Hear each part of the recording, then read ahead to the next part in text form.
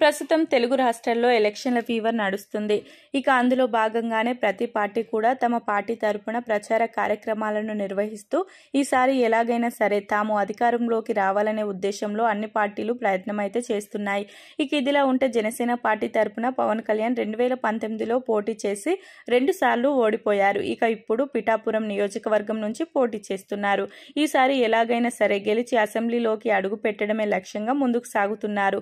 ఇక ఇదిలా ఉంటే పవన్ కళ్యాణ్ లాంటి ఒక నాయకుడు అసెంబ్లీలో ఉంటే అపోజిషన్ ని నిలదీయడానికి అవకాశం ఉంటుంది.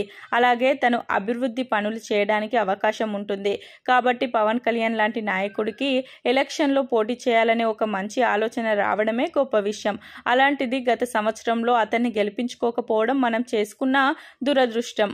ఇక ఇప్పటికైనా తనని గెలిపిస్తే మాత్రం ఆయా ప్రాంతాలను అభివృద్ధి చేస్తానని చెప్పడంలో ఎంత మాత్రం అతిశయోక్తి లేదు.